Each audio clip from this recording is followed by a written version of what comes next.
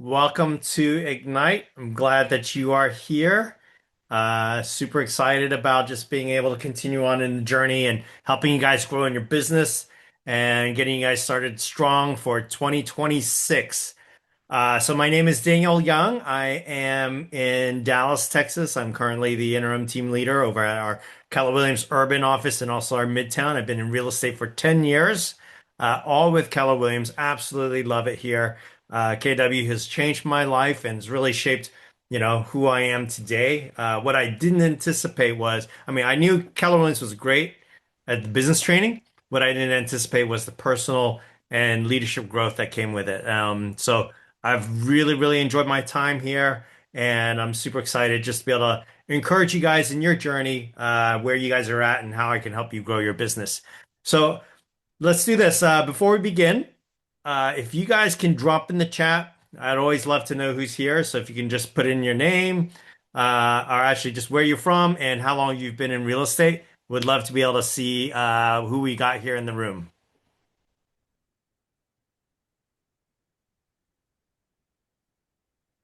All right, Deborah, nice 10 years as well.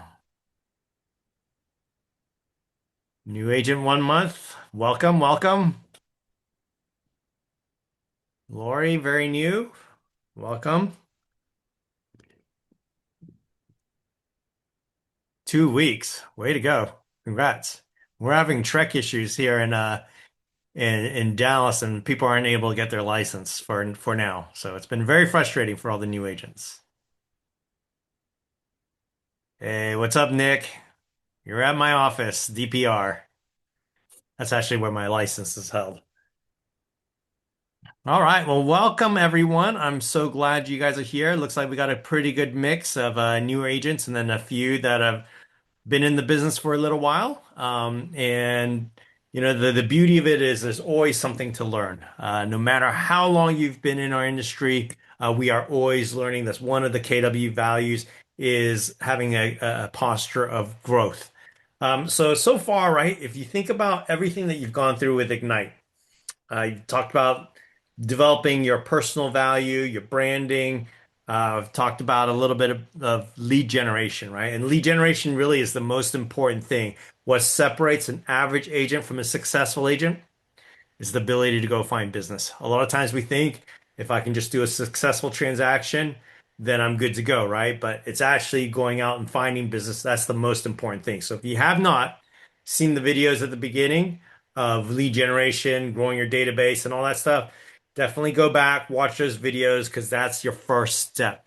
I know that as agents or new agents, sometimes we get a little bit nervous, right? About what if I find what if I find someone like I'm not sure what to do, and you delay the search for business, the lead generation until you feel more comfortable and get through all the training. My encouragement to you is go find the business first. Because as an office, your broker, your teammates, we can help you walk you through the transaction. We just can't help you go find the business. Like, because if I'm making the calls on your behalf, guess what? They're going to work with me. So definitely take the time, just go. And then you're like, oh my gosh, I found a buyer. Then you go to your team leader and say, hey, I found a buyer. What do I do? Right? Let them walk you through that process as you go along. But today, we're going to talk specifically about the actual transaction. Like, how can we provide amazing service, right? That separates us from our competition. Because there's a lot of agents, right? There's a lot of agents, a lot of deals being done, but we want to be so exceptional in the things that we're doing that we get referrals and repeat clients. Because that's really where the goal is at. The average time that people are staying in the homes is longer and longer. So it used to be like 6 or 7 years. Now we're looking at 8 to 10 years. And so for us, we can't just rely on people to like, okay, I'm going to buy again. I'm going to buy again. We actually have to build our business based on referrals. And for us to get referrals means that we have to do our business well, exceptional, and not just, people have an expectation of this is how a good real estate agent does things, and we have to be different. We have to be uh, even better than that so that they remember us and they want to refer us. So that's the tension that we live in, right? Is it's not just being good, but how can we stand out from the rest?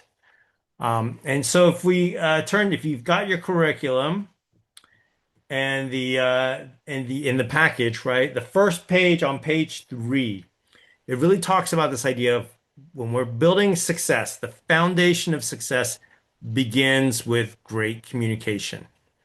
And so communication really is the foundation.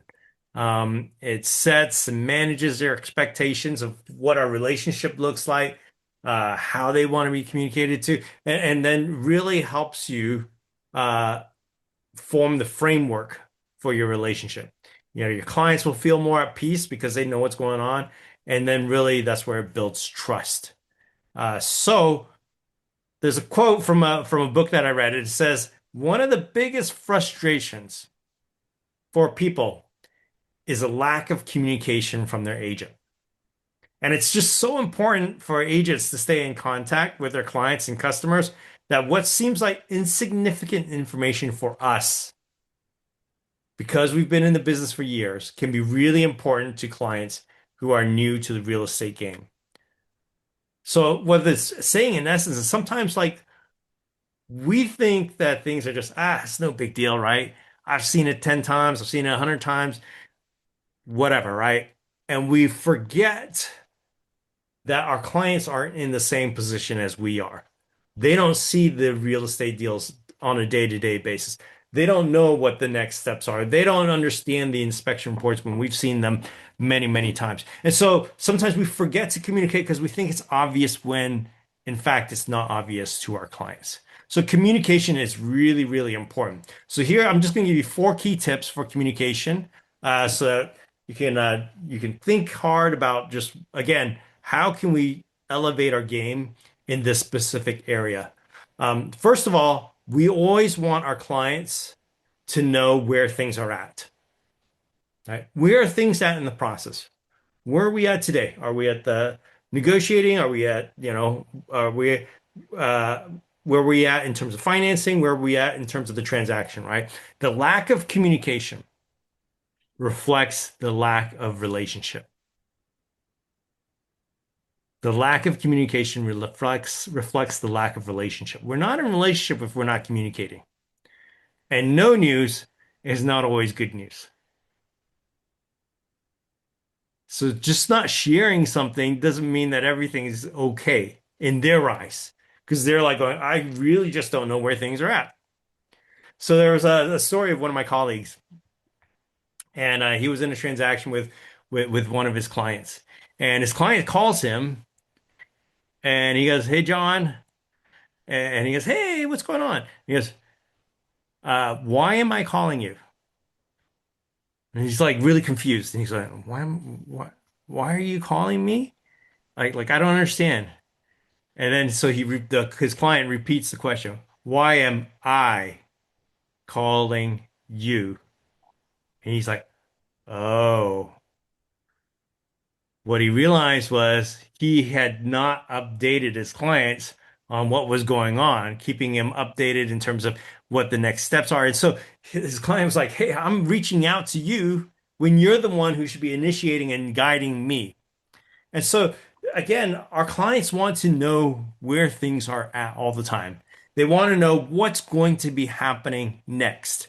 So that's really, really important in terms of our communication with our clients throughout the transaction. Hey, this is what's going to happen next. This is what the next action steps you have to take. This is what we're waiting on from the buyer or waiting on from the seller or the lender, right? That gives them clarity and it puts them at ease because, again, there's certainty on what the next step is. The next thing is this in terms of tips for communication: lead with questions, not answers. Lead with questions, not answers. The biggest communication problem is that we do not listen to understand. We listen to reply. We like to talk. We like to show off in what we're knowing, what we know. We're the experts. So let me just give you the answers before I even know what your questions are, right? And then what ends up happening is we answer questions that our clients are not really asking. So lead with questions, not answers. Third, meet with them where they are at. Meet with them where they are at. So this is just the idea of mirror and matching. So if they speak a little bit slower, they're a little bit more calm, maybe they're a little bit more quiet. It would be really weird if you were like, "Hey, I'm so excited about this and can't wait to go see this house." Like it just kind of turns them off and they get really like put off by the energy that you have. And so we're the ones who are the professionals, we're the ones that are going to serve them. So we have to adapt to their personalities. So that includes the body language. So if they're, if they've got their arms crossed and they don't really move around much, maybe we should do the same, right? If they're leaning in and trying to listen, then we would do the same. Our tone is really important, or the speed at which we talk. Again, if they're slower talkers, then you want to slow down. If they talk fast, you want to match the energy and you want to ramp it up a little bit. Otherwise, they get frustrated. They get frustrated at the communication and they don't resonate with it. The other thing about communication in terms of meeting with them where they're at is we want to talk to them on their terms, right? So how often should we be calling them? Is it weekly? Is it daily? And then the platform, you can say, guess what? You know what? I'm just more of a texting guy, but they may be a phone call person and they're gonna say, hey, I really prefer just to talk to you because it's clearer to me when I talk it out with you, then I understand better. So then if that's their preferred mode of communication, then you're gonna have to call them, right? So it may not be as comfortable, but we're in a texting generation, and yet you want to meet them on their terms, right? So whether it's text, email, phone, what's the best time of the day to contact you? How often do you want to talk? So that's the foundation for communication and setting up that level of expectations, but also really just the foundation of your relationship throughout the transaction. That will set up the connections in your relationships. The next thing is the actual level of service. So on page 4, 16.4, there's really three levels of service that we talk about. And it's just really being clear in terms of the identification of how we serve others. So the first thing is this idea of purpose. We want to be masters of service. We want to have a clear understanding of why they should hire us. And how do we articulate that? Because great service really begins with a clear purpose of why someone should work with you. But again, most people know about 7 or 8 agents.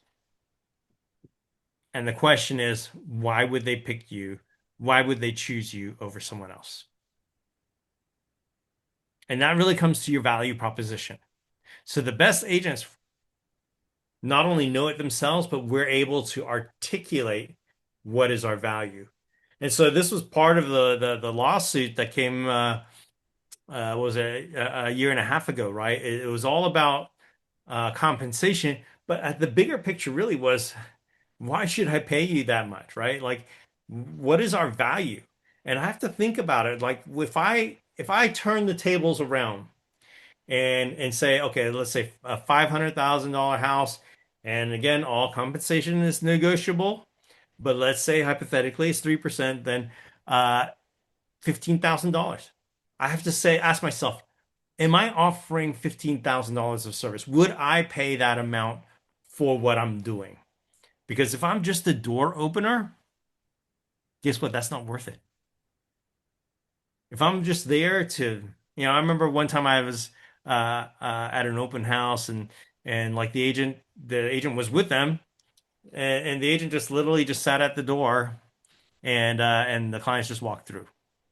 Didn't do anything with them. So I was kind of like, okay, well, I guess, I mean, that's how they roll. But that to me doesn't speak of value to what they are paying for.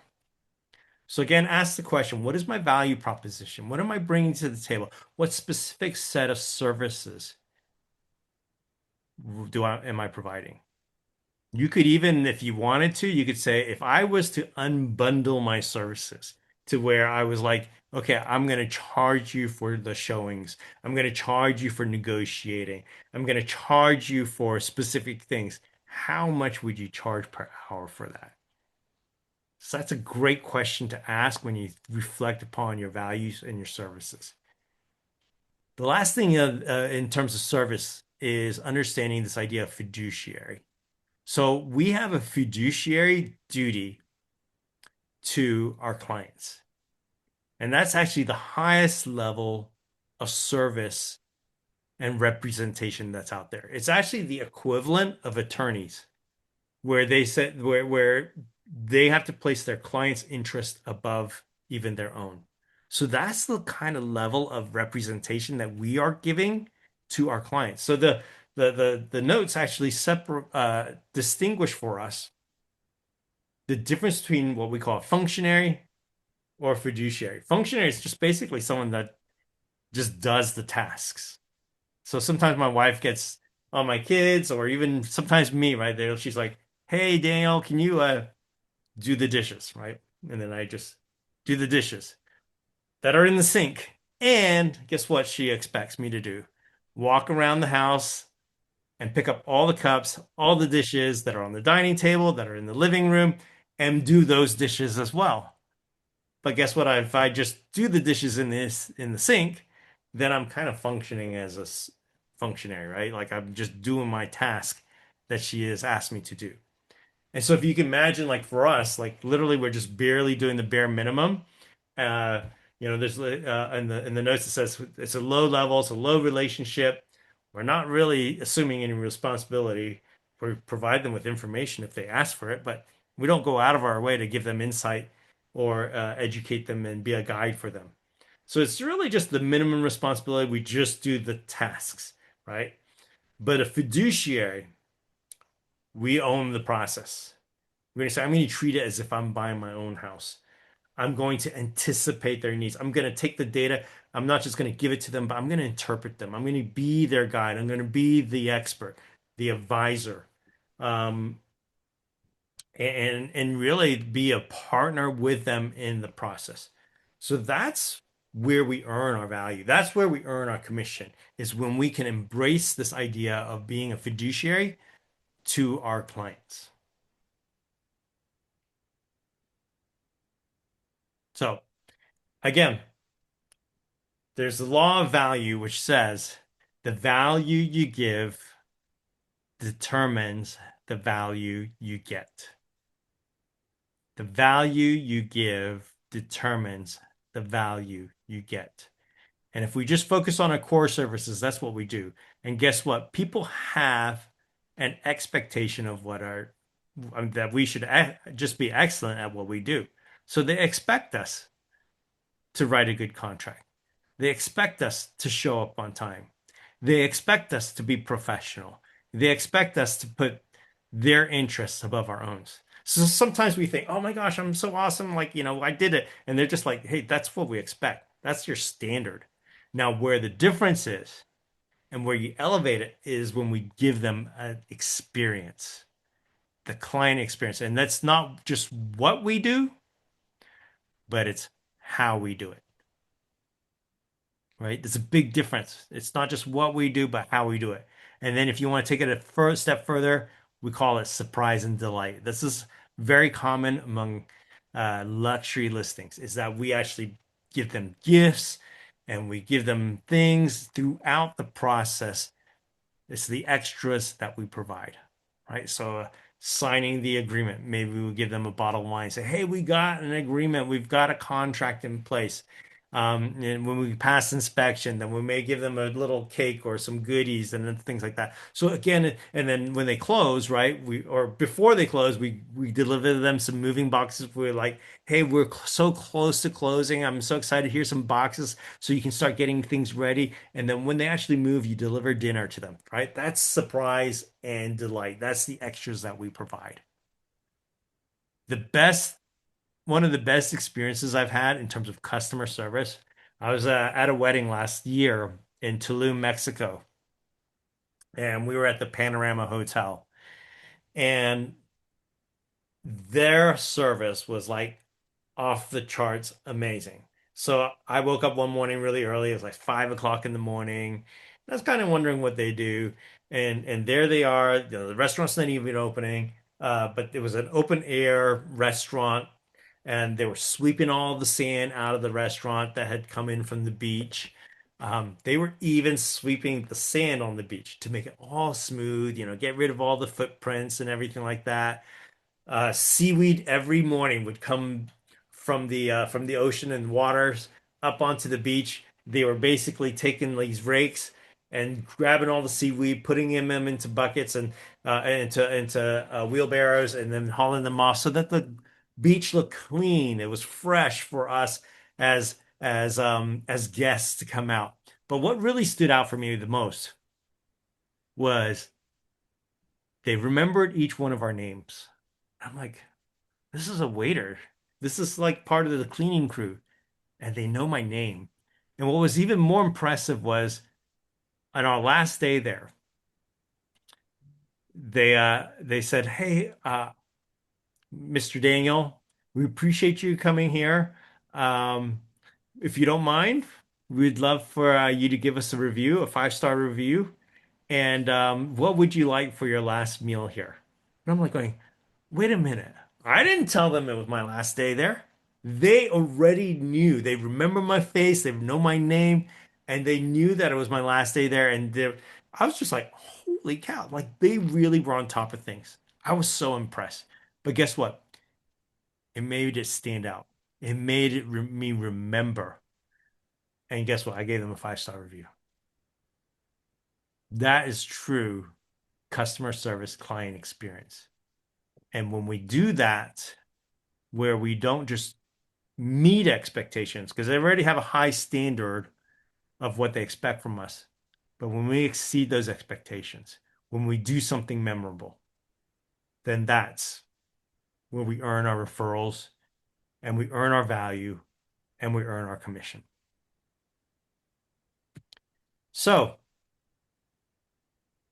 as we think about just kind of where things are at, um, on page 16.5, it just talks about setting expectations, right? So a lot of it is just understanding that with different aspects. Just look through that list and say, what would a 5-star customer experience look like for them? Set time expectations, right? Do you show up on time? And realtors are known for being late. But if, to be honest, showing up 10 minutes early is on time. So think about just the different lists there and how you would um, uh, set expectations, but then not only that, exceed expectations. So that's where you earn the referral, right? When they go up to you and say, "Hey, Sandy, hey, Jay, hey, Chris, hey, Doug, you guys were off the charts." They're going to remember you, and then that's when the referral comes. So the question is, how good are you, right? Are you earning the reviews? So the trick with reviews is this. When someone says, "Hey, I'm sorry, let me rewind just a second."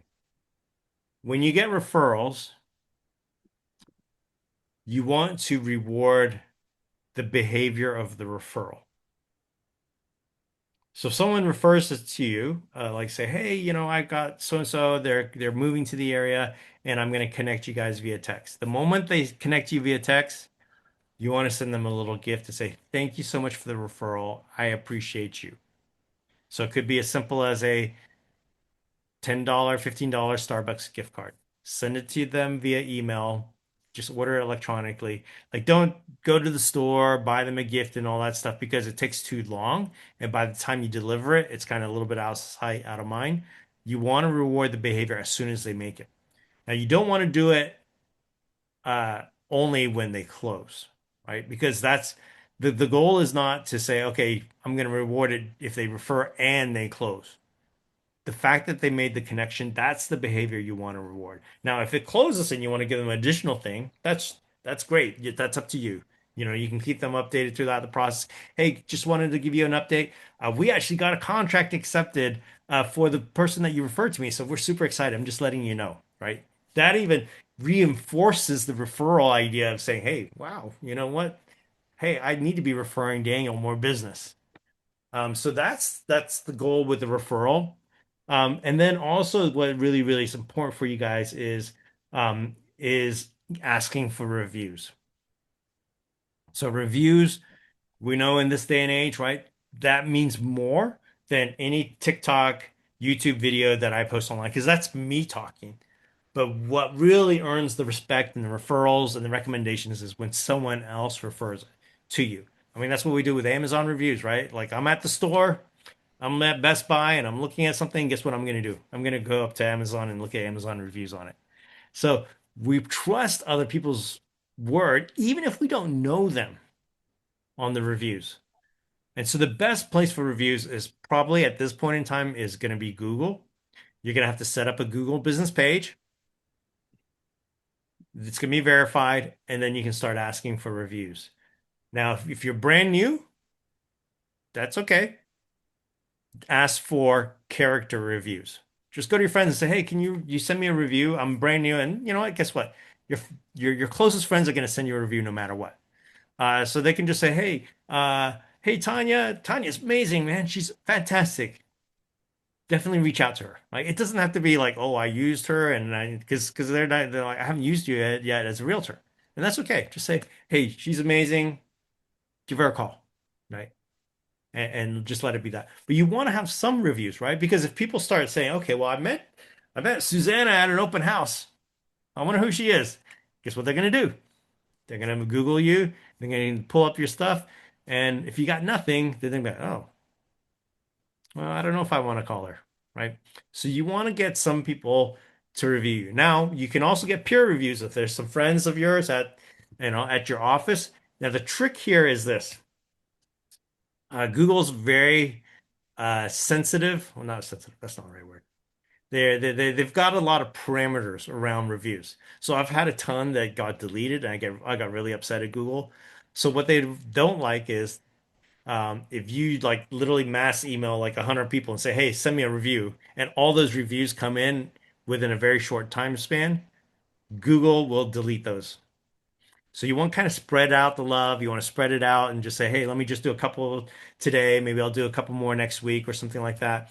So you got to spread it out first. The second thing you got to do is if you're asking for peer reviews, like from other agents in your office, they cannot do the review from the office. They got to be doing it from home because Google will location track it and say, "Hey, wait a minute, they're doing a review for you, and it's at your business address. It's at the same place that's there typing in the review." So it needs to be done from their house or somewhere else. And secondly, they can't use their KW email. They got to use their personal email. So then that way, it's not tied into, "Hey, this is not a real review." So Google's checking that stuff, and so you got to, again, spread them out. Don't ask for them all at the same time. They can't use their KW. You got to use a personal email, and then don't do it from the office. So that's kind of the review game.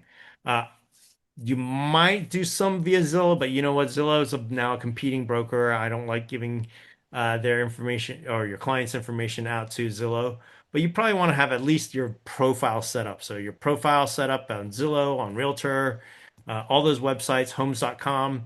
And then if you want, if someone already has a Zillow account, then yeah, absolutely tell them to put some on there because Zillow, unfortunately, Zillow is a legit source. I just wouldn't be telling them to create an account there because yeah, they are not our friend on in terms of the real estate business. So definitely, but you can, again, if they've already got an account, have them go set it up. You definitely want a profile page on there. So that's it with regards to reviews. Any questions with regards to reviews and referrals?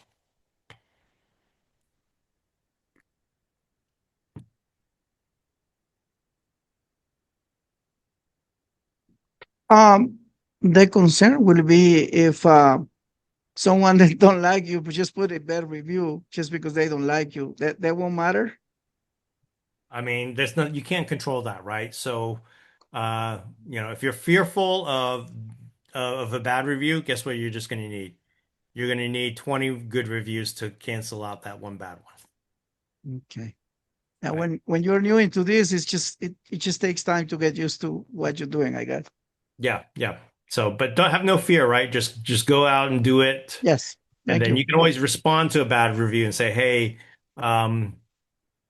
what caused you to write it?" Or if it's really a fake one, then you just send Google a message and say, "Hey, this is a fake one," and see if they can take it off. But uh, Mhm. yeah, I wouldn't be afraid of don't hold back from setting up your account and having a place for it because people will check you. And so even more so with AI. So AI, what AI does is it's a little bit different than Google. So Google does this SEO search, which really just pulls everything up, has a bunch of links, and then I have to click on every link. With AI, guess what it does? It's kind of like on top of your searches, right? It summarizes everything. So AI will take everything that you have out there, summarize it, and say, okay, do I recommend Romero or not? Like, what are the pros? What are the cons? What reviews does he have out there? What does his bio say? It literally pulls everything there and gives them a summary. And so, I mean, on a little side note, you have to create content out there for AI to grab that can promote you, right? And tell your story and things like that. So that will be a whole nother class. I know that Matt and Elena are working on some AI stuff, so they'll get to that at a different time. But you're gonna have to say, okay, and here's the thing, right? If you're gonna check yourself on AI and say, okay, well, should I test myself and see what pulls up? You gotta do it from a third party account or you gotta do it from an incognito. So incognito, you can turn stuff off on your computer, and because what AI does is it wants you to like them, and so they're always going to present you favorably. So you got to use a neutral account to fact check your own website and your own social presence if you're using AI. So that's just kind of a little tip there as well. And Daniel, for Google, do we have to set up like a business account Yes. to get the reviews? Okay. Yep. So it's probably going to be using your KW email, and then you use your Mhm. physical address, and then they have to verify that is truly your physical address. So I don't know how they do it now, but 10 years ago they sent a card and mailed it to me, and I had to fill it out and send it back to them. Okay. Thank you.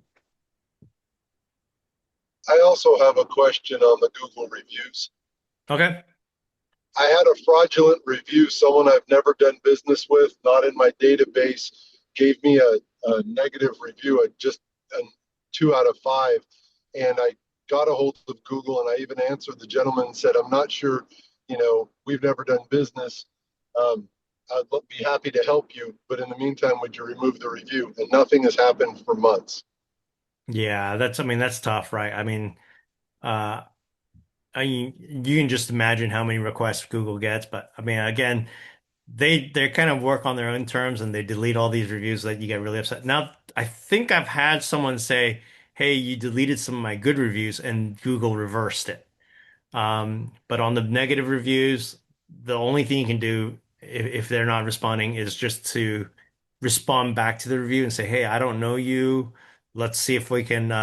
Did you mean to review someone else?" You can kind of do that and kind of play along, and then just say, "Hey, let's work this out. Please reach out to me." That's probably the best you can do. But again, the best way to combat it is to get more good reviews.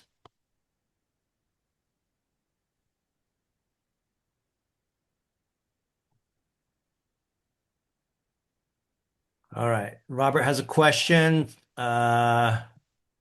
Countering the question, why should I use you? How might you approach that question as a brand new agent having no sales yet? No need for a deep dive. Yeah. So, I mean, here's the thing, right? As a new agent, the number one question is, oh my gosh, I'm not experienced. Why would someone use me? So handle the objection by first, when you hire me, you hire me as well as my office and my team. Your office becomes part of your team. Right. So as the team leader for our Keller Williams Urban, I tell all our agents, you can just throw my name out there, right? Just say, hey, guess what? Daniel is my team leader. He's part of my team. And he has 10 years of experience. He's done over 100 sales. And so He's just part of my team, right? Now you have to have a tribe. One of the most important things so that you can offer good customer service is to build a group of 10 other agents that are in your Mm. office that you can go to whenever you have questions, right? So that you can continue offering high level service and be able to answer any questions. Because it's not that your clients don't mind if you don't know the answer, but they want to know that you can get the answer, right? So say, hey, that's a great question. Let me write it down and let me get back to you, right? That's a completely fine answer if you're new, right? And so again, uh, just say, hey, when you hire me, you hire my office, right? And my supervisor has been in the business for 20 years. She's going to be able to handle all the contract questions. I've got this guy who is my land expert. He can answer any questions on land. I've got a guy that does renovations and flips, so he's going to be my go-to guy on that. So if they ask you a question and say, "Hey, yeah, so how much do you think it would cost to do this renovation?" Great question. You know what? I've got a guy that specializes in flips. Let me just run this by him, and then I'll get back to you. Right? So you could always deflect by saying, "I've got someone that's an expert in my office. Let me get back to you." The other thing you can do is here's the reality. So I used to also think, I was like going, oh my gosh, we got so many agents that are just knock it out the park. Like they're on big teams. They sell 100 units. Here I am, I'm just Daniel, right? And we got to get over that. Because here's the thing, people use who they know, like, and trust, right? They don't know the 100 unit producer. They know you. And there's agents are come in all different personality types, strengths, weaknesses. And the most important thing is they want to know, hey, does this person care for me? And they're going to trust you ahead of some of the top producing agents because again, you know them and you're going to exhibit care. So I always encourage everyone, like, there's enough business out there. And don't be afraid of saying, okay, well, I'm not them. And that's okay, right? That we're all wired differently. Some people need someone that's going to be a little bit like not everyone wants the charge it up the hill like rah rah or the bulldog and stuff like that. Some people need to be cared for and shepherded through the whole process, right? And that may be your lane. Or actually, one of my favorite backgrounds for realtors are teachers, right? Because I say if you've taught a class of like 30 kids, you can do anything for once, but you are an expert educator, right? So then leverage that and say, hey, my lane is education. So I might do seminars, first time home buyer seminars, investor seminars to get new business. But when I get to the transaction, I'm an educator and I'm going to ensure that they are educated to the best of their ability so that they know the contract, they know the steps. That's going to be my lane, and you run with it. Or if you come from the hospitality industry, maybe you've worked at a hotel or you worked in the medical field, guess what? Your lane and your gifting is compassion. And you're going to be able to care for people like no other. And you're going to listen, you're going to be patient, you're going to love on them. And that may be what they need, right? Especially dealing with seniors or elderly people or maybe the loss of loved ones. You're going to have a gift there that others may not be able to offer. So we need people from all different backgrounds and just say, embrace who you are. Don't try to be someone that you're not, right? You can't take the playbook of a 100 unit producer and just say, hey, run with it and be successful. You can't because you're not them, right? So, Daniel, I gotta say, I appreciate you saying that. That encouraged me big time. Just so you know. yeah, okay. Well, good, good. Yeah, because here's the beauty of it. We're at Ignite. We are teaching at a very high level, right? We're giving you the foundation and the basics, but the magic of training happens when I get to know you, Romero, and I say, hey, how are you wired? What's your personality? What is your strengths? What lane do you want to run in real estate? And let's develop a strategy for you to do your business out of that. That's where the magic happens. So go to your team leader and say, hey, or go to an experienced agent and say, hey, this is my strengths. This is talk to me, ask me questions, and then help me craft a strategy out of that. Because again, when I started on the business, Keller Williams was all about like listings and cold calling and all that stuff, right? And I was like, oh my gosh, that means I need to cold call too, right? So I started calling for sale by owners and all this stuff. It was a disaster. I hated cold calling, right? And I was like, I don't like it when people cold call me, and I certainly don't like it. I don't want to call. I don't want to call them either, right? And so what ended up happening was I felt I had to do it to be a successful agent, but it wasn't me.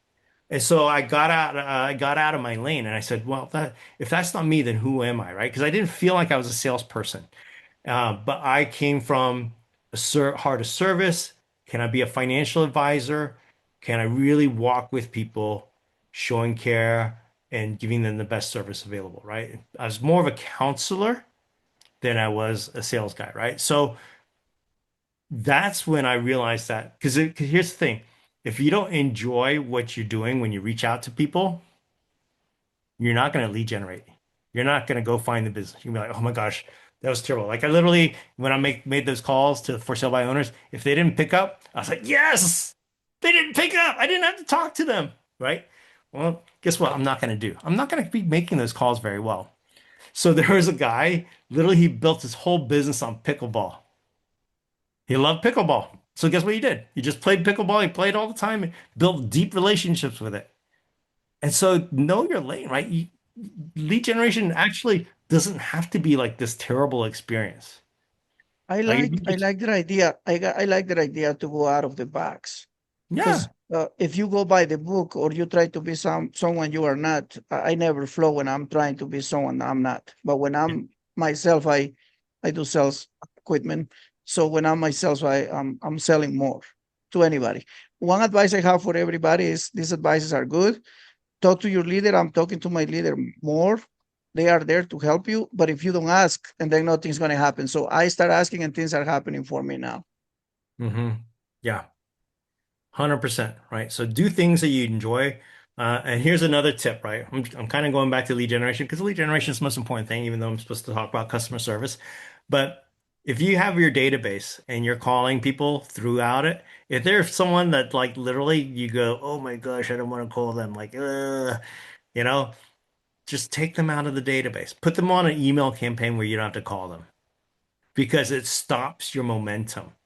And what we want to do is with the calling, with the contacts, reaching out to them, we want it to be natural. We want you to enjoy it. We want you to be like working with people that you like because guess what? You're going to develop, you're going to be better, energized, and all that stuff. So put those people aside. Again, you don't have to just delete. You don't have to delete them. You can just put them in an email campaign when they're ready to do something, then they may reach out to you, right? But you want to be energized by the things you're doing. So again, know your lane, know what you want to do. You may have to test some things out. So you may say, okay, well, open houses, let me give it 3 months, let me give it 6 months and deep dive and do it at very high level. And if it's not for me, that's okay. I figure it out. I got some clarity and then I shift right after that. You advise open houses. I'm having one this Saturday. So I Good. took your advice. Good, good, good. Open houses. I built my business 40% from open houses my first full year in real estate. So they can be done, right? Now that you have to do a lot of them. It's a numbers game. All right. So yes, get some reviews out there because guess what? When they meet you at an open house, they're gonna start pulling your stuff up. And if you got zero reviews, then that doesn't look good. So you got to get some stuff out there.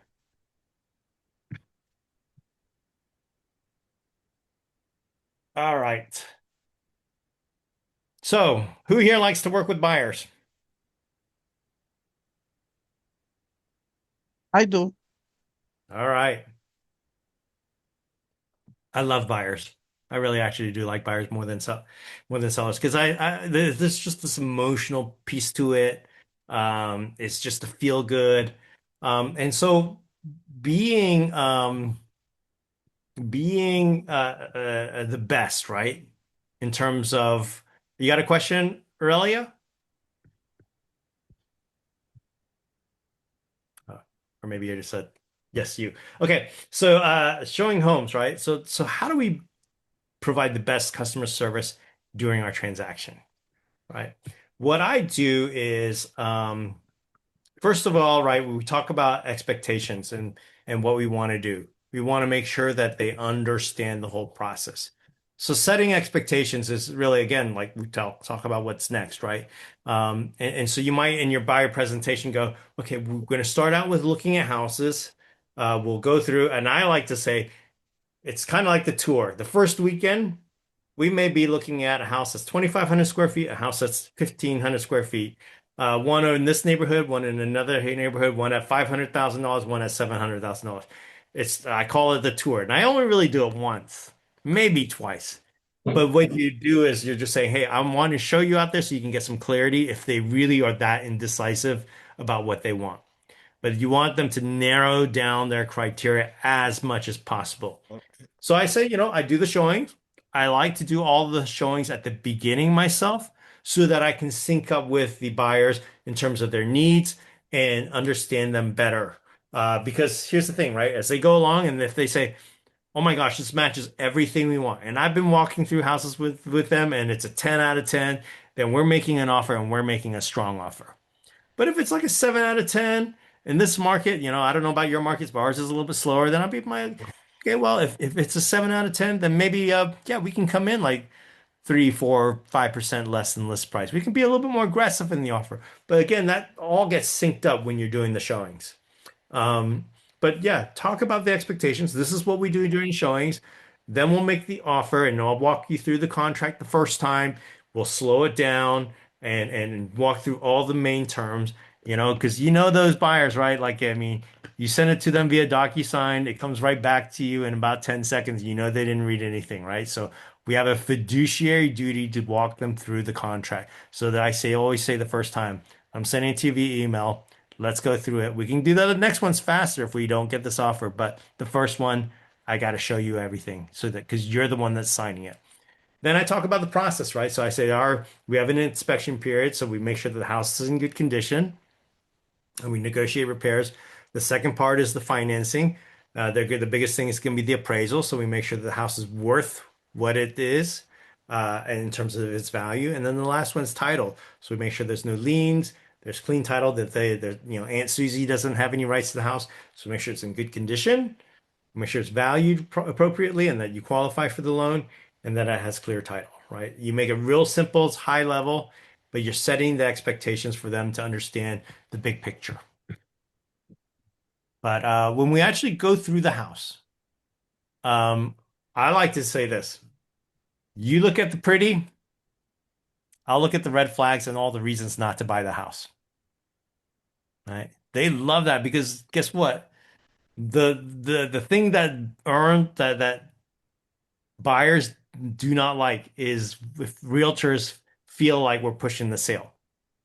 And the moment I tell them, hey, I'll tell you all the reasons not to buy it, guess what? Trust level goes way up. Another thing I do to offer client service is I say, hey, when we're at the buyer consult and I say, what's your budget? If they tell me $500,000, I'll say, okay, good. So I want you to remember this conversation that you said your budget was $500,000 because if we come out to look at houses and you know what? The wheels can come off, right? It's an emotional experience. And all of a sudden we're looking at a house and it's like 550. I'm going to come back and say, your budget was 500. When we met at the office or we met at Starbucks, you said this was it. And I want you to know that I'm going to hold you accountable to your budget because that's what you hired me to do. Right? They'll love you for that, right? Because again, we're the advisor. Now, it's not that we won't stop them. Like, I mean, I'll just be like, okay, well, hey, this one checks all the boxes. It's the dream house. Is it worth the extra 50? Are you both, if it's a spouse, a couple, I'd say, hey, are you both okay? Would you, and if you both green light it, we'll still press on. But I want to remind you of the conversation we had at the beginning. That will earn you a lot of trust and earn you a lot of points because, again, that's what they're hiring you for.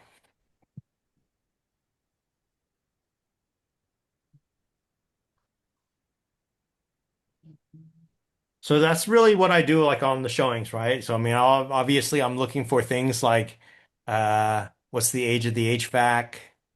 Any foundation issues? What's the age of the water heater? I'm looking for things that, could be also potential deal breakers. Like, is it a funky floor plan? Does it have like cast iron pipe underneath? What is potentially the risk, right? So buyers are always fearful. So on the house, they're worried about, A, am I going to overpay for the house? I don't want to overpay for the house. And secondly, what if I buy the house and it's like all these issues, right? It's a lemon. So they're going to be worried about that. And then lastly, what if I buy the wrong house, right? So what you want to be able to do is work through those fears that they have. And so again, it could have an old AC unit. That's fine. We just need to educate them on as they're making the offer that they're aware of it. So that if it is a problem, they can ask for credit or they find some ways to alleviate the tension that's there. Because guess what? If they don't know that the AC unit is old and it dies within a year, guess who they're going to blame? They're going to blame you, right? So understand the issues, know if there's any deal breakers, like if it backs up to power lines or backs up to big road or whatever it is, right? That's what they want to do, right? So you have to be able to warn them and say, hey, I think this might be an issue on the resale. So just giving you a heads up so that you're aware of it. Lori has a question. Have you walked through a house before you bring in a potential buyer, or do you just collect info? Yeah, I normally don't walk through the house beforehand. So, I mean, I'm just going in there first time. Now, I do, print off the sheets and try to look at it beforehand. Sometimes I don't have time for that, though. I mean, but again, if you're a newer agent, you probably should do some prep beforehand. If you're experienced and maybe you're and you know the area, then you can just kind of learn it as you go along. But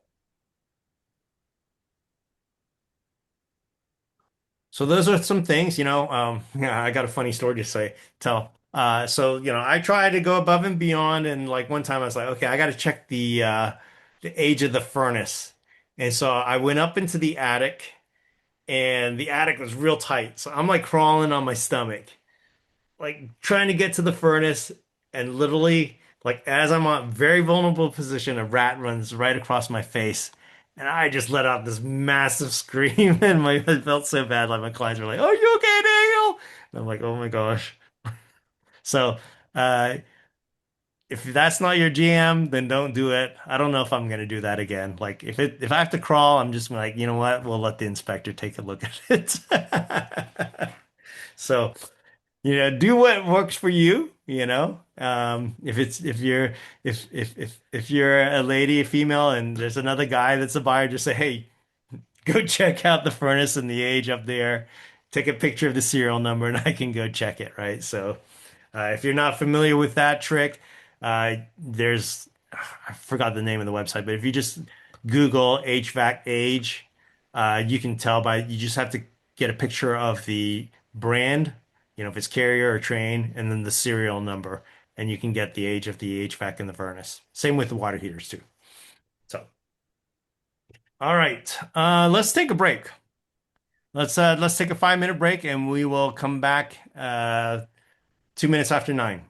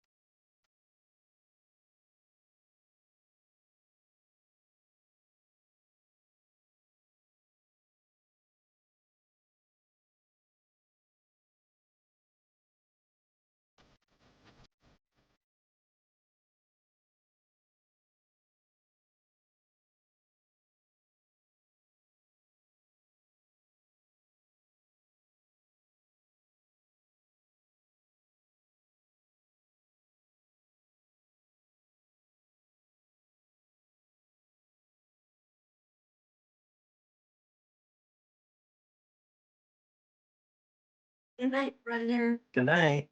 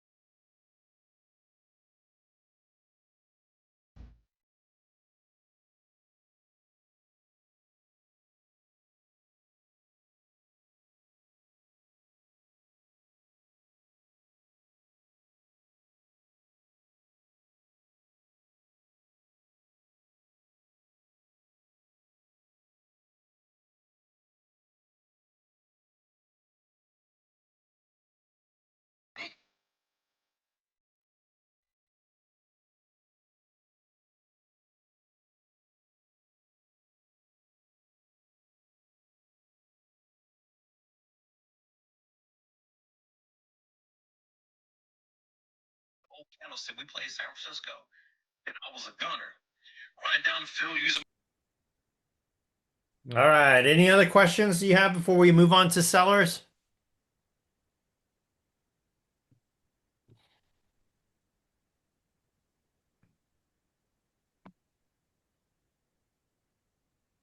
So one other thing that's really important during the inspection process that I like to do um, is contact the insurance company and run what we call a clue report, CLUE. So a clue report basically asks the question like, hey, was there any past claims on the house um, that you should be aware of? Like, maybe they had got some insurance proceeds and didn't do any of the repairs. Then that's a red flag, right? So you want to ensure that if there's any past claims that you ask about it, and then you can verify that the seller took care of those repairs. We have an option period in Texas, so like if there's a major problem with it, then they could back out and not lose their deposit during that process. I like to do it early. Um, so just an example of a very extreme situation. So we had a friend, they bought a house, and the house had been struck by lightning. And apparently, I don't know if it's the seller didn't do any repairs or what, but the insurance company basically said, "Hey, that house is all pretty much uninsurable, or if we had to insure it, it would be like super crazy expensive." And they had to back out and lost their deposit. And they didn't do it early enough in the inspection period where they could back out. So that's just a very extreme example, but you could use that example as something to again to provide value, right? You let your buyers know, hey, this could be the potential of something, and I want you to take these steps to ensure that you are protected, it's risk mitigation, and that we understand this house fully. So if you, I'm going to share contact with you guys, and the beauty of this is it's not just from a standpoint of, during the inspection period of what we were talking about. So this is my friend. Her name is Lydia. Goosehead is nationwide, and so she can be a good contact for you if you need an insurance person, and she's a broker. Now, another aspect of it is what I call lead generation. So if you're saying, okay, well, I don't know what to say when I'm calling my database right now. This is a great call because at least in Texas, our insurance rates have gone through the roof. And so for us, it's a great call to say, hey, this is Daniel. I'm with Keller Williams. It's good to catch up with you. Hey, the reason why I was calling is I know that insurance rates have gone through the roof for a lot of people. And I met this person, Lydia. She's fantastic. She's a broker. She has access to 50 plus A rated carriers. Would it be okay if I connected with you with her? And she can just quote you your rates, ensure that you have the right coverage, but then see if she can save you a few dollars, right? That's a great call to make if you're looking just to build your relationship with your database, and go from there, right? It's a first call. It's introducing people that you're again in real estate, but you're serving them uh, even if it's outside the transaction. So if you're looking for a broker, Lydia Wagner is her name. She's with Goosehead, and Goosehead is nationwide. If she can't serve your area, then she can find someone that can help. So hopefully that gives you a little tip on a potential call that you can make to your database that's not salesy at all and super easy to make that call. All right, success with sellers. So working with sellers, again, it's all about going above and beyond in terms of the transaction. And so the most important thing with sellers is guess what they want to do? It's easy to list. Anyone can list a house, right? You just bring a sign in the yard. But I like to say we don't just list houses, we get them sold.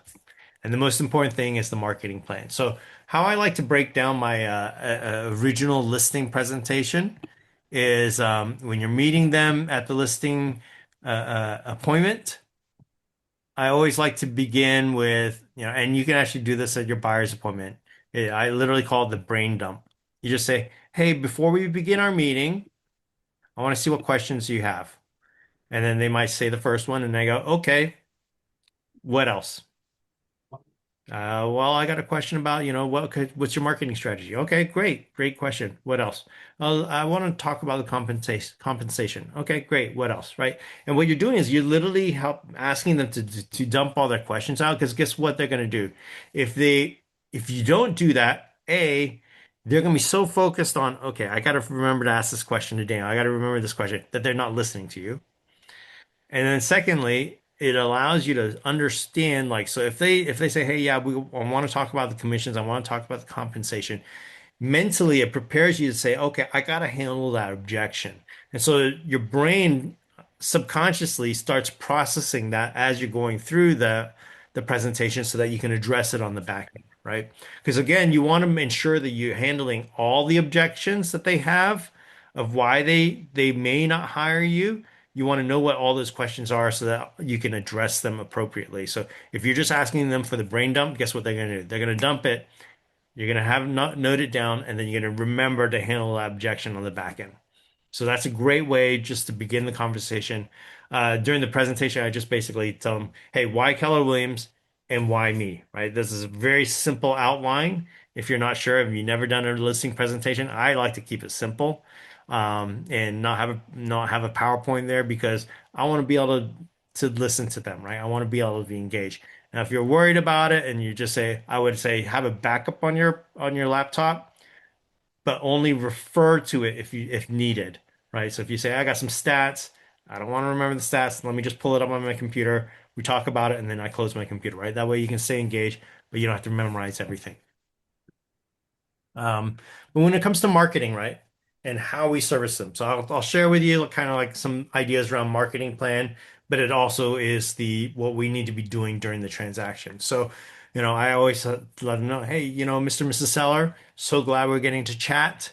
So the most important thing when we talk about marketing, first of all, is the preparation. So I'll come over, we'll talk. We'll go over the repairs, like what kind of things need to be done. So in my general rule of thumb is I fix what's broken first before we do any cosmetic. Then secondly, we'll talk about if you do want to do any cosmetic updates, let's focus on things that are a weakness that we could turn into a strength. So like an example of this, like one time there was a house and they still had the old vinyl flooring in the kitchen. And I go, okay, no one wants that anymore. Like at the bare minimum, it has to be tile. So let's spend a little bit of money. It was like 1,500 bucks or something like that.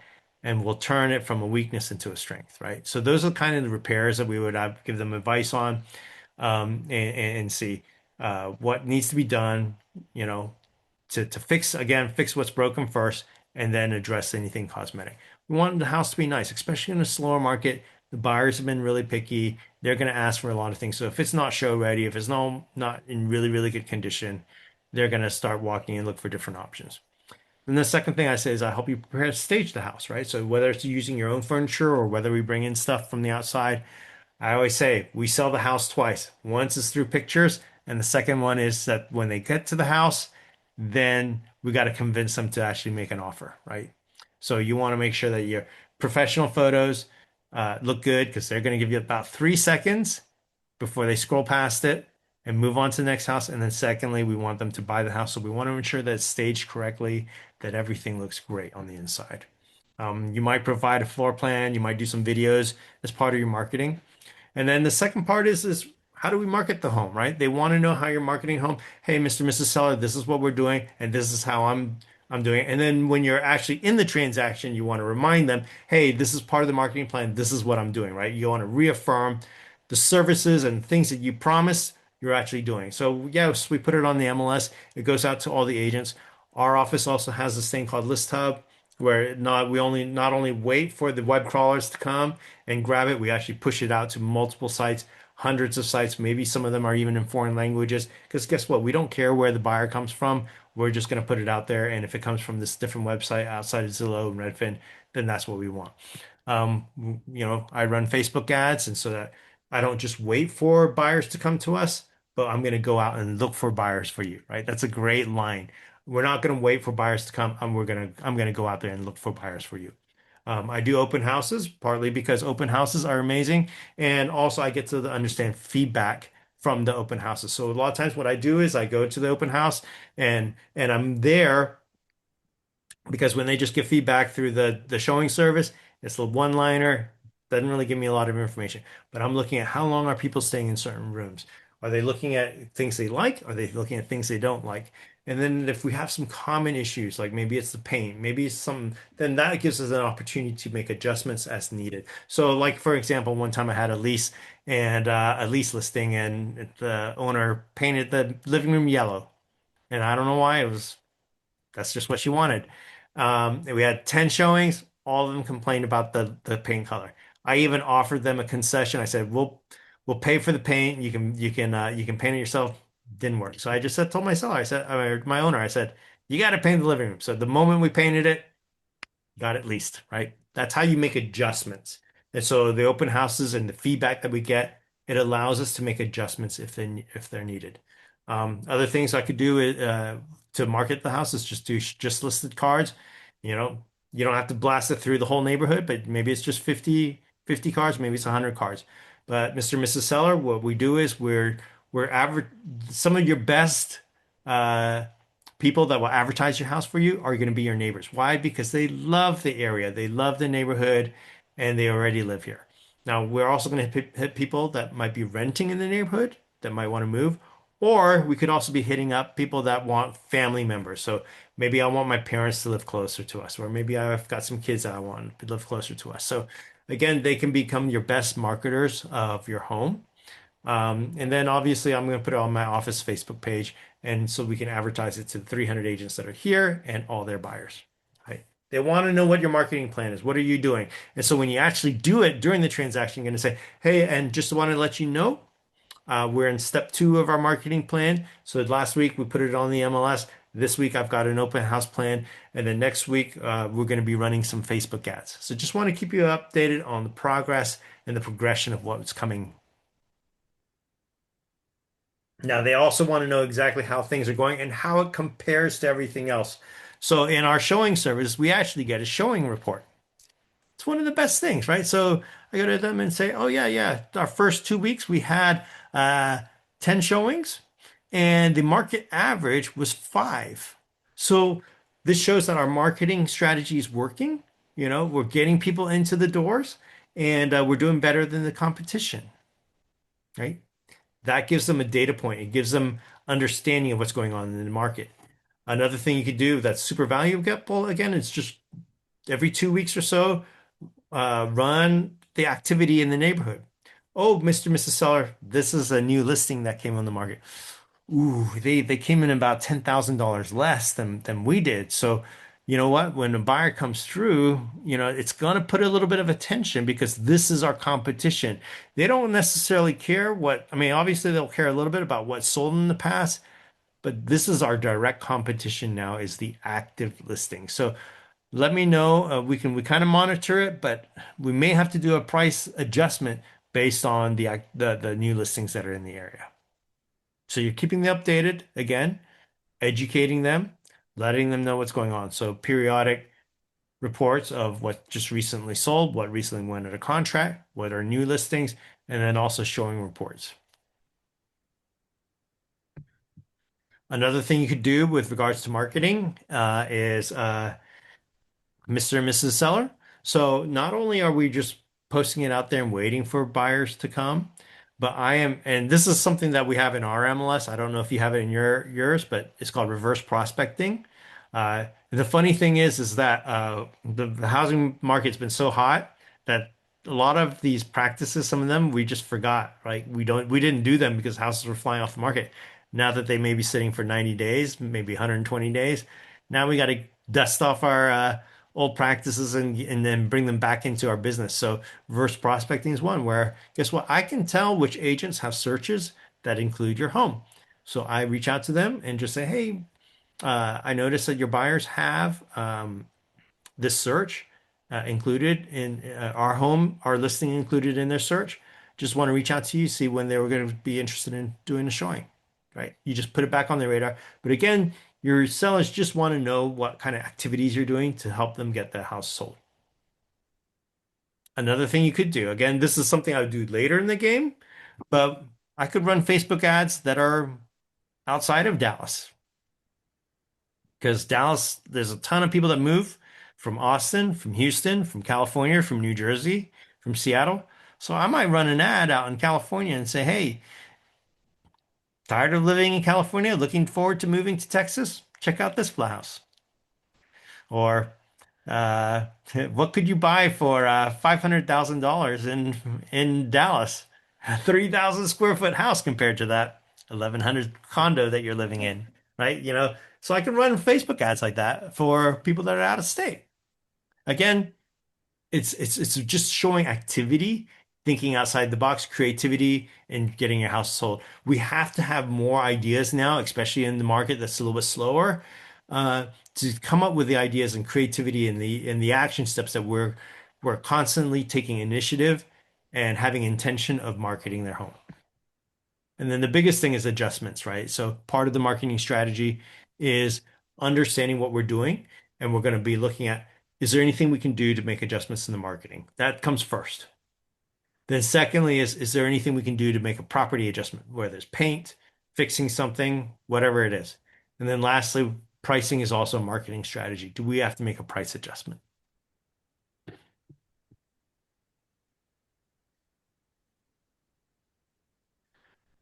So any questions around the marketing plan and how we educate our sellers throughout the process, or anything that you guys do?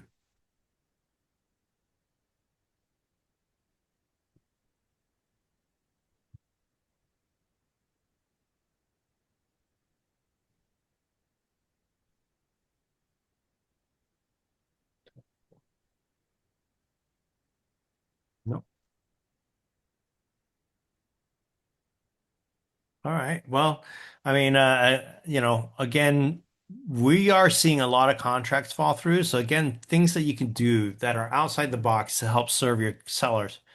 You be reminding them, hey, when we receive an offer, I'm going to go ahead and call the lender, ensure that the approval looks great, they can close on time, and ensure that that piece doesn't fall through.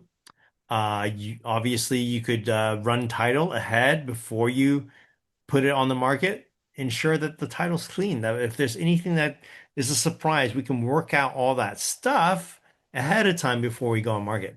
An example of that is actually um my we had a house, and I put a coming soon sign in it, ran title, and then we literally had six people on title because the person had passed without a will, and so it was an affidavit of heirship. And so it took us a 30 days, it took us a month to clear all that stuff out before we could uh, get ready to go on the market. Guess what it did? Saved my sellers a lot of headaches, because imagine if we were under contract and then I find out there's six people on title once we were under contract. That would have been a nightmare, right? So again, these are things that we can advise our clients. Hey, this is why you want to work with me, because I'm going to take these extra steps to be able to serve you so that we ensure that we have a smooth closing.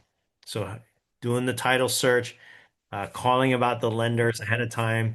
If you want, you can do those listing inspections that look at your major items like your HVAC, water heater. Ensure all those things are in good condition so you don't have anything that pops up during the inspection when you're under contract. I want to ensure that this house gets sold and done as quickly and smoothly as possible, because it's really stressful dealing with that stuff while you're under contract. Um, you can help them also with those home warranties for sellers, right? So let's put it under home warranty. And so if something does break, for example, your AC, then now you're not having to go out of pocket uh, w- yourself. We can just run it through the home warranty. So all of these services and advice and all this stuff is available so that, again, you're the expert. You're going to the goal is to make this as seamless as possible. So whether it's preparing for the repairs or helping them through the process, all of that stuff is there for you. So that's how we can help exceed their expectations. And another thing you can do is, you talk about surprise and delight. One of the things I like to do is show if they sign the listing agreement, guess what I'm doing? I'm going to bring them some moving boxes. Not a lot. You can just buy something and then say, hey, we got to get your house ready to sell. Here's some boxes for you to put all the knickknacks and clean up stuff, and you can throw it in your garage. But here's some boxes for you so you don't have to go out and buy them. Think they'll remember you? Yeah. Surprise and delight. But a lot of it is just the art of listening as well. I remember one closing I had. Um, their daughter, she's like 2, and then they also had a newborn. She had mentioned that she loves Bluey, like the little cartoon animal dog. And And they told me, oh yeah, yeah, our kids are going to be out closing. And I'm like going, how are they going to close and focus on closing when they got a 2 year old and a newborn? But guess what? I remember that she liked Bluey. And so at the closing, right before closing, I went to Walmart and I got some little Bluey toys and brought it to the closing. Um, and their daughter just absolutely loved it. The parents were loving it because they could just focus on the contract. Guess what? I was a hero and I didn't do anything real estate related. I just gave a little gift for their daughter. And then that Christmas, on top of that, I bought her like a little bluey blanket. I remember first Christmas in the new house, I got her a little gift on that. Guess what? Did I separate myself? Absolutely. Was it real estate related? Not really, but it was just listening and providing something that was different. So that way, guess what? Reviews, they're going to review, they're going to remember you, they're going to send you referrals because you did something different. You did something above and beyond. You surprised them, you delighted them. So again, that's how we can serve them as agents, right? To earn their business, to earn their trust. Any questions on the selling side?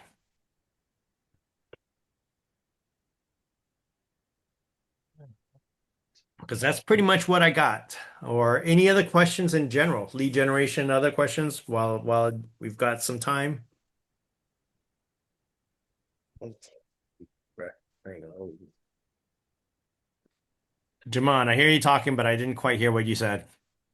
Oh, no, no. I was just yeah, because I'm trying to put together a listing presentation myself. So I'm just working on that and uh yeah. Yep. Something newer. Yeah. Yep. Well, role play it with someone in your office, right? We always say you want to practice, you don't want to practice on your clients. So find Yeah. someone in your office to practice it with and kind of get it all worked out for you. Gotcha. Okay. Do that. All right. Any other questions?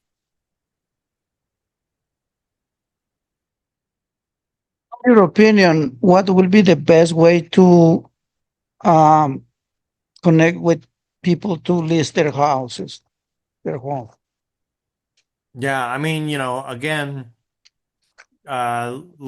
with listings, it's really just when you're making the calls, right? So I just like to do things organically. Now you can be more strategic about it. But let's say hypothetically you're just making organic calls.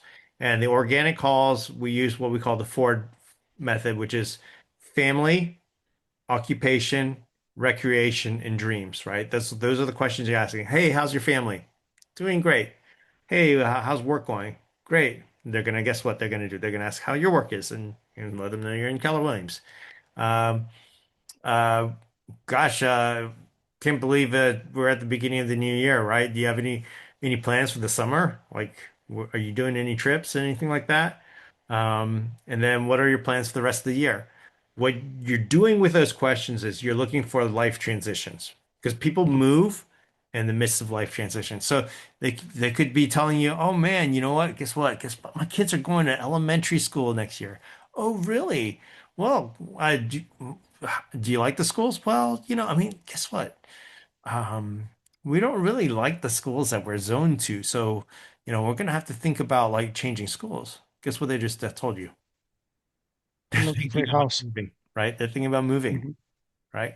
So you're looking for life change. Oh, you might move. Well, is that something that maybe I could, well, what area are you looking to move in? Oh, maybe I could help you out with that, right? Or if Mhm. they say, yeah, you know what? I got a new job. Really? Where at? Oh, it's working for this company. Where's that company at? Oh, it's in downtown. Oh, don't you live like an hour from downtown? Yeah. Well, then, do they let you work from home? No, man, it's terrible. I'm gonna have to go in the office 5 days a week. Ding, ding, ding. Well, how's that gonna work? Well, then we're thinking about move. We have to move closer because I can't do that drive every day, or otherwise I'll miss my kids' soccer practices and all that stuff, right? So you again, everything's about life transition. That's what's going to make them move. And so, in the natural flow of things, again, it doesn't have to be salesy. Like if I'm calling them and saying, Hey, you looking to buy, sell, or invest in real estate this next year? That's an awkward conversation. Like, I don't want to do that. Now, I might do that once a year, but again, I'm not necessarily going to ask them directly. This is going to be a very small number. These are people that I know are my champions, right? And I'm going to call them at the end of the year and say, hey, guess what? I'm working on my business for 2026. Who do you know that might be making a move? Right? I'm not even asking them. I'm asking who do they know, right? So it's not a sales call to them. I'm just asking for information, right? So I might do that to a small percentage of my database that I know that are my champions and they're going to refer me no matter what. But that's a very direct ask. Uh, Another way you could do it is you can ask the question, and this could be like through your social media ads. You got to ask the questions, what problem am I trying to solve for sellers, right? So hypothetically, if let's say the problem is they don't have the money to do renovations to prepare for selling. Then you could post an ad on, or not ad, but post something on Facebook and say, hey, we've got a new great program. Or let me rephrase that. You always want it in your on your ads, I'm sorry, on your posts, your social posts. They got to be short, but you got to have a hook and then what solution do you have to the problem that they're asking and then the call to action, right? Those three items. Your hook, turning this into a social media class now. Your hook, problem, your solution, and then your call to action, right? So your hook stops the scroll. You got to say, I got to stop the scroll literally within 3 seconds. Otherwise, they move right past me. And so you go, um, let me see, think of the hook. Uh, thinking of thinking of renovating, but you don't have the money, right? Or actually, I probably should put the sell in there. Think of selling, but needs renovations, right? Then your problem is, but what if you don't have the money to do it? DM me because we've got a new program affiliated with the lender that offers paying at closing. Something like that, right? So that's how when you say, how do I find sellers? Well, you find sellers by talking about the problems that they're facing and then offering a solution and a call to action.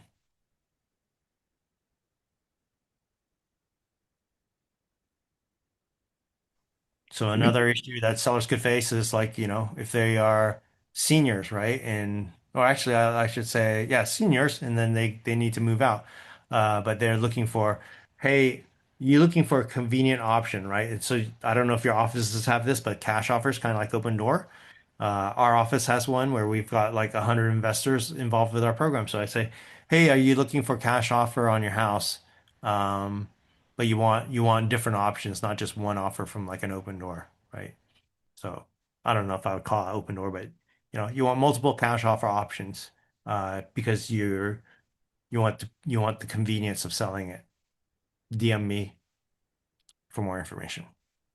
So you see how that works, where your messaging is addressing an immediate problem from the sellers. So you could do the same thing with buyers, right? Buyers is um, you want access to my secret buy list for investment properties? DM me for more information. The best deals, my secret best buy deals for investment properties. Where can I find a 4% interest rate from new builds? Which new builders are offering 4% interest rate? DM me for more information, right? Because you can call all the builders and say, hey, are you offering a 30-year fixed rate interest rate below X percentage? If you are, I'm going to put you on my list. And then now you can offer that list. You've done the homework, right? And you're saying, hey, are you tired of the high interest rates? DM me for my secret list of builders that are offering a lower interest rate. And that's how you fish for buyers. But you got to address the problems that they're facing. What else you guys got? What are the top three best ways to find clients right now? So I would say look for the opportunities. What is the opportunity within your market, right? So for us, since we are slower, then I'm going to be going after and finding buyers. And so my buyers could be, I use the investment conversation, but Since I'm a little bit older, then I'm like going, my generation, we're hoarding homes, trying to buy kids homes for our kids. So I go, hey, who's interested in building wealth, but also buying homes for your kids? So you can do the investor conversation. But otherwise, I would say open houses are going to be really good because guess what? You're connecting with people that are basically raising their hands, saying they're ready to buy. Because because you want to be able to find people that can buy and sell right now versus 5 years down the road, right? So open houses are great. Social media ads in your database is great. Those are probably going to be my two favorite. Farming is expensive, so I wouldn't do farming unless you literally are in an amazing neighborhood which has a lot of turnover and there's a lot of events that happen where you can build relationships out of just doing postcards. So hopefully Okay, that thank you. answers your question a little bit. Yeah, it doesn't surprise me. I wanted to see if there was anything else that you're aware of. Yeah. Are you a Open new houses and agent, Doug, or social media. Hmm? are you a new agent, Doug? Relatively, I took a break the last 6 months to work on some other things. Now I'm Okay. getting back into things because I knew it was going to be dead over the winter, and I was correct. So, Yeah. I mean, not dead, but in hibernation. Yeah. But I'm getting ready to start again right now. Okay, good, good, good. Okay. Yeah. I mean, our general rule of thumb is lead with revenue, right? So you don't want to spend a lot of money on your lead generation. Now, if you're making calls like to for sale by owners and expireds, and again, we got to honor the do not call list, but um, that might be an area you spend a little bit of money in. But otherwise, we try to leverage everything for free, and your database is free. That's where your gold is. So, Sounds good. Okay. what else you guys got?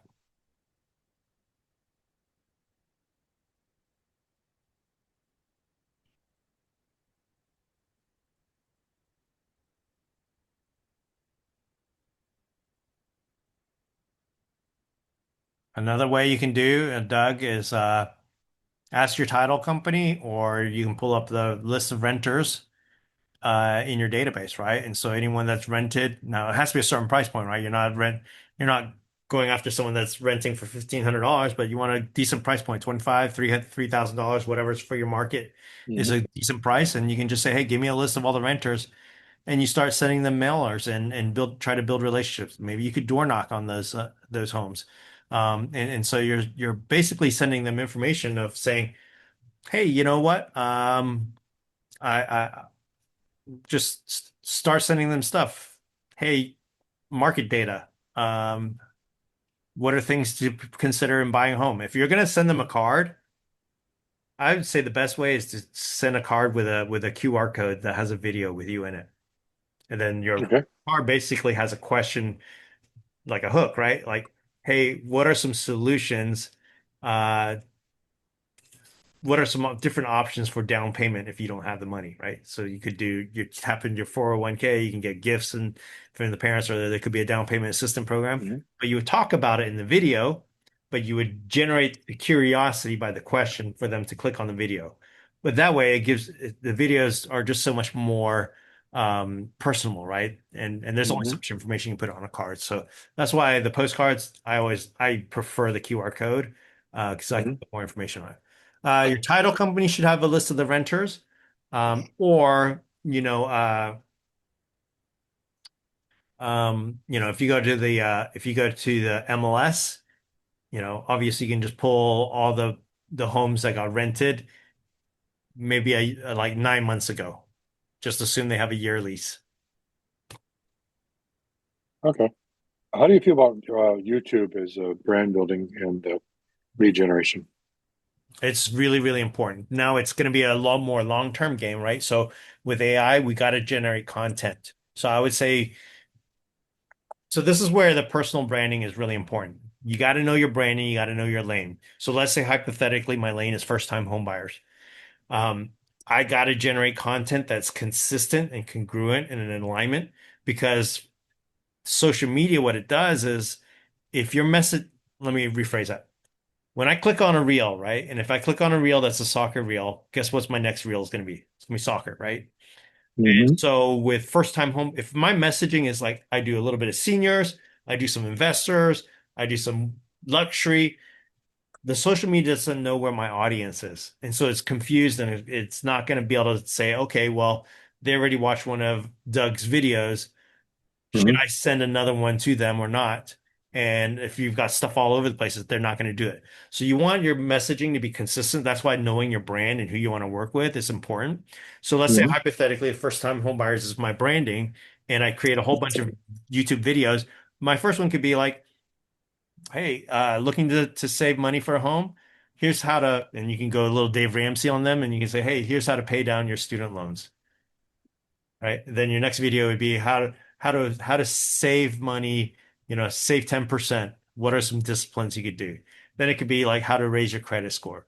And then it could be like, okay, what are your some down payment? What are your first time home buyer programs? You see how all of those line up? And that's how YouTube Hmm. videos work anyways, because after you finish watching your first video, guess what? It's got a link to another video that they want you to click on. It's going to be related content. So as if you're creating content on YouTube that's all related, it's going to feed itself and YouTube's going to like it. But then secondly, you're building content for AI to grab. And then they'll put it all as your recommendation. The only thing that you have to do with YouTube and videos is for AI to grab it is you got to have the subtitles because it can't read just the video and the audio itself. It looks at the subtitles. What's the hottest niche right now for YouTube or wherever for real estate? The hottest niche? Yeah, you know, I don't know if there's a hot niche, but I would you just mentioned say you mentioned first time home buyers. yeah. I mean, I would just say go with the niche that you resonate with versus what's hottest. Because I mean, I like if investors was hottest, but that's not my lane, right? So I got to know my lane and then just run with that. So, Okay, obviously if you're young, you're out of college, and you're probably going to lean towards more first-time home buyers. If you're a little bit older, then you could do the seniors and say, hey, I'm going to talk about wills. I'm going to talk about um, trusts and retirement planning and stuff like that. But again, you have to be passionate about it. So, I mean, even though I'm a little bit older and I'm in that circle, my passion is first time home buyer. So what I do is I'm going to lead with that. That's my lead domino. And I'm going to be like, I can still tap into my generation, right? Because my generation's we're concerned about my kids buying homes. So what I'll do is I'll be like, how can you help the affordability or how can you help your kids buy homes? Because the kids are the first time home buyers. So I would gear my conversation in that direction while still tapping and being relevant to my generation. So hopefully that makes a little bit of sense. But you got to know what you're passionate about and what you want to focus on.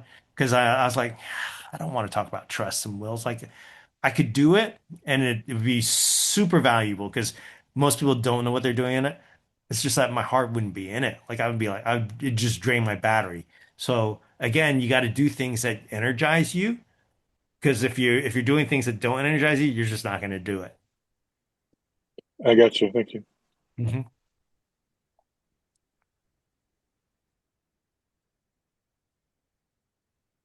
All right. I'll take maybe one more question, then we can just wrap up. Any others? Good questions. Yes, just be careful not to practice real estate law. Absolutely. Thank you for the word of advice. Because, yes, if I start talking about wills and trusts and real estate law, then I could get myself into a lot of trouble because I am not an attorney.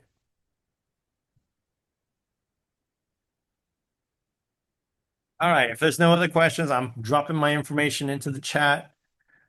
So if you guys have any other questions, you can always reach out to me. And go make it a great year, right? Now is the time to get into action. So if you've been holding back, you've got some fears, talk to someone in your office and say, how can I take action today? Because if you try to get trained and wait 3 months, the market's going to slow down. So you've got to get into action today to go find leads. So that's my big encouragement to you guys. Go make it a great year and go take some listings, go get some buyers. Hopefully you guys have a good night. Take care. Thank you, you too. Have a good night. Yeah. Thank you. Thank you.